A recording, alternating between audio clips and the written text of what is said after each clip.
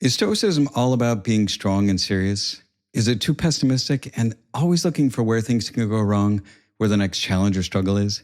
Well, today I want to talk about the softer side of Stoicism and how many of the tools the Stoics teach us can actually lead us to joy. Hello, friends. My name is Eric Cloward, and welcome to the Stoic Coffee Break. The Stoic Coffee Break is a weekly podcast where I take aspects of Stoicism and do my best to break them down to their most important points. I share my thoughts on Stoic philosophy and pull from ancient and modern wisdom, as well as psychology, neuroscience, basically anything I can get my hands on to help you think better. Because I believe if you think better, you can live better. This week's episode is called Your Beautiful Life, the Path of Stoic Joy.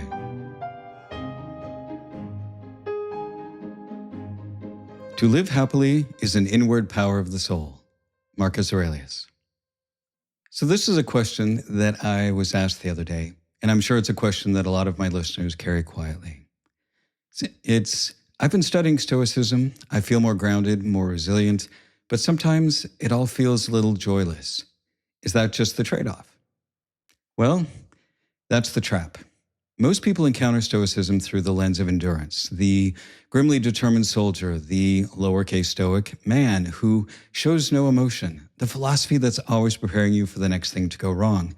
And yes, the Stoics absolutely teach us to prepare for adversity. But that's not the whole picture, not even close.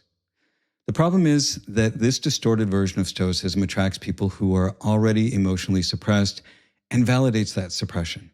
You came to Stoicism to get stronger, but if you walked away thinking strength means feeling less, well, you've misread the whole thing.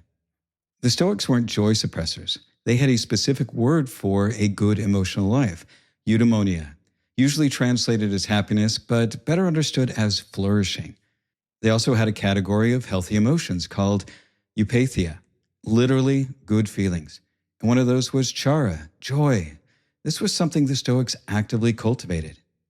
So today, I want to make the case that the very tools Stoicism gives us, the ones that look like discipline and restraint from the outside, are actually pathways to some of the deepest, most durable joy available to us. So let's talk about what the Stoics actually taught. So first, let's talk about objectivity. So one of the key aspects of Stoicism is to use our rationality and to be a little more objective in our perspective. Now, many people think that objectivity is cold and unfeeling, but Stoic objectivity is about suspending your judgments about things, which allows you to actually be more compassionate. As Marcus Aurelius reminds us, it is in our power to have no opinion about a thing and not be disturbed in our soul, for things themselves have no natural power to form our judgments. When we get emotional about something, it's because we made a judgment about it. We're telling ourselves a story about it. We gave it meaning, and we're the ones in charge of the meaning that we give to something. Marcus also wrote, the first rule is to keep an untroubled spirit. The second is to look things in the face and know them for what they are.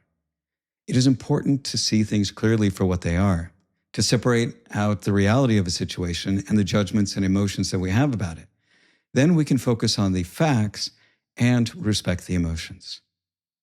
So the Stoic practice of objectivity, of seeing things clearly without ego distortion, wishful thinking, or catastrophizing, is usually applied outward, to problems and obstacles. But turn that same clear gaze on yourself and something surprising happens. You stop being at war with who you are. Most self-criticism isn't honest. It's distorted. We judge ourselves by impossible standards, compare our insides to other people's outsides, and treat every mistake as evidence of a fundamental flaw. Stoic objectivity cuts through all that. Marcus writes, if it is not right, do not do it. If it is not true, do not say it. That same standard applies to the story you tell yourself about yourself. Seeing yourself clearly, neither inflating nor tearing down, creates the condition for genuine self-acceptance. Objectivity also leads to compassion, because that clarity naturally extends outwards. Marcus had a morning practice of reminding himself that the people he'd encounter would be difficult, ignorant, or unkind, and then immediately reframing it. They are this way because they don't know better. Maybe they haven't done the work. Maybe they're stuck in their own bias and distortions. Maybe they're struggling too. He goes on later to write, when a man has done you wrong, immediately consider what opinion about good or evil he has. For when you have seen this, you will pity him and will neither wonder, nor be angry. That's compassion and understanding that is born of seeing things clearly, not naivete. Next, let's talk about emotional regulation. So the Stoic goal was never to suppress emotion. It was to not be ruled by it. And there's a world of difference between somebody who never feels fear and somebody who feels fear, names it, and then chooses their response. The first person is numb, the second is courageous. So Viktor Frankl, who was a survivor of the Holocaust, captured it well. He said, between stimulus and response, there is a space, and in that space is our power to choose our response. Stoic practice builds that space. And when you're less reactive, something genuinely pleasant emerges. You stop living in the maelstrom. As Marcus Aurelius put it, today I escaped anxiety, or no, I discarded it because it was within me, in my own perspective, not outside. Epictetus grounds the whole philosophy in one simple sentence. Some things are in our control and not in our control. Once you internalize that distinction, a huge percentage of daily anxiety simply loosens its grip. What remains isn't numbness, it's steadiness. And steadiness is what allows actual joy, because you're no longer in survival mode. By understanding clearly what you have control over and what you don't, you let go of the things outside of your control. And two things that you can't directly control are the past and the future. As Seneca reminds us, putting things off is the biggest waste of life. It snatches away each day as it comes and denies us the present by promising the future. The greatest obstacle to living is expectancy, which hangs upon tomorrow and loses today. You are arranging what lies in fortune's control and abandoning what lies in yours. What are you looking at? To what goal are you straining? The whole future lies in uncertainty. Live immediately. Think about it. The past has already happened and is unchangeable. The future is unknown and its outcome is uncertain. Worrying about either is an exercise in futility. He goes on to say, begin to live at once and count each separate day as a separate life, because all you have is the present. Next, let's talk about gratitude. So most people don't know that Marcus Aurelius opens meditations not with philosophy or discipline, but with gratitude. Book 1 is almost entirely a list of what he received from other people in his life.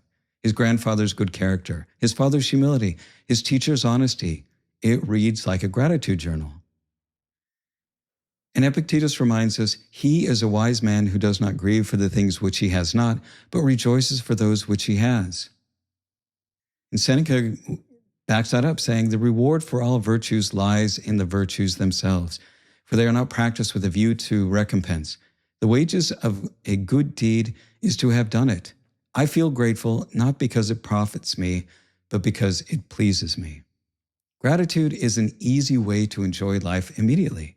Just take a moment and think about all of the things that you are grateful for. Your family, friends, having enough food, a guilty pleasure, even the simple fact that you are alive and that you even exist at all. I mean, how does that not improve your mood?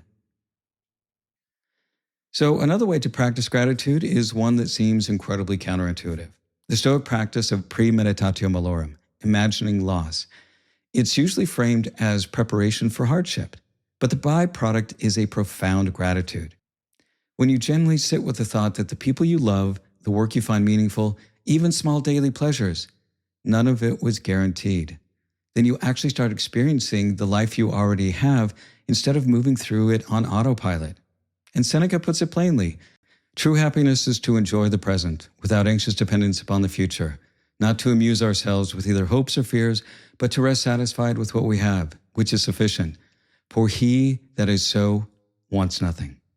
By imagining what you could lose, you appreciate what you already have.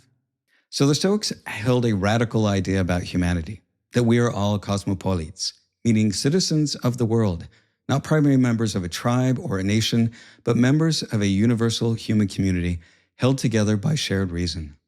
Marcus returns to this idea constantly. He says, what injures the hive injures the bee. And we were made for cooperation, like feet, like hands, like eyelids. And Seneca also reminds us, wherever there is a human being, there is an opportunity for kindness. This isn't a soft sentiment. It's a philosophical foundation for genuine love of neighbor. And it turns out to be a prescription for a richer life. Research on well-being consistently shows that people who feel connected to something larger than themselves, such as a community or a shared purpose, report significantly higher life satisfaction. Caring about the people around you and acting on that care generates real joy. Next, let's talk about virtue and having a clear conscience. So the Stoics held that virtue is the only true good. Everything else, such as wealth, reputation, health, is a preferred indifferent. Nice to have, but not worth compromising your character for. In daily life, what this produces is a clear conscience. When your intentions are genuinely good, when you're doing your honest best to act rightly, you carry an inner peace that external circumstances can't easily disrupt. You're not managing a web of small dishonesties. You're not performing for approval or dreading the day the performance fails. And owning your mistakes is also a part of that. So Seneca describes his teacher Sextus's evening review, asking himself each night, what weakness did I master today? How am I better? Not shame, not self-flagellation, just the honest, gentle accounting of someone who cares about growing. When you can own your mistakes without drowning in them, you stay in integrity. And that, quietly, consistently, feels genuinely good. So, how do we put this together in practice? So each of these Stoic tools has a practical entry point. For objectivity and self-compassion, try applying the same standard to yourself that you'd apply to a close friend. When you make a mistake, ask, what would I say to someone I care about who just did this? So Kristen Neff's research on self-compassion shows that people who do this are more resilient and more motivated, not less, than those who rely on harsh self-criticism. For emotional regulation, when you notice a strong reactive emotion rising, well, practice naming it before acting on it. Not suppressing it, but naming it. You can say, I'm feeling anxious about this. That single act of labeling creates Frankel's space between that stimulus and response. And over time, that space grows. For gratitude, you can try Marx's approach. Start a day or a week by listing what you received from other people in your life. Not what you accomplished, what you were given, and it reorients you immediately. For cosmopolitanism, the next time somebody frustrates or disappoints you, try Marx's reframe. This person is struggling too. They're doing the best they know how to do. You don't have to agree with them or excuse their behavior, but seeing their humanity clearly changes how you carry on the interaction. For virtue, adopt a version of the evening review. At the end of each day, ask yourself 2 questions. Did I act in line with my values today? And where did I fall short? And what would I do differently? You can keep it brief, keep it honest, and let it be about growth and not about punishment. So the Stoics weren't building people who could endure a joyless existence with grim determination. They were building people who could actually experience the life they have with clear eyes, steady hearts, and a genuine connection to the world around them. The discipline isn't the point. The beautiful life it makes possible is the point. And here's what I find most compelling. Every single tool we've talked about today works because it removes an obstacle to joy rather than manufacturing something artificial. Objectivity removes the distortion of self-attack. Emotional regulation removes the static of reactivity. Gratitude removes the numbness of taking things for granted and finding appreciation in everyday life. Cosmopolitanism removes the loneliness of isolation. And virtue removes the quiet corrosion of living out of alignment with your values. The Stoics trusted that if you cleared away those obstacles, what was left would be good, that the human being living clearly and well would naturally find life worth inhabiting. And I think they were right. And I think that's a life worth building. Your beautiful life. And that's the end of this week's Stoic Coffee Break. As always, be kind to yourself, be kind to others, and thanks for listening. Also, if you haven't purchased my book, Stoicism 101, it would be great if you would. You can find out more information on my website at stoic.coffee, where you can also sign up for my newsletter. And if you aren't following me on social media, you can do so as well. You can find me on Instagram and Threads at stoic.coffee, and on YouTube, LinkedIn, and Facebook at Stoic Coffee, all one word. Thanks again for listening.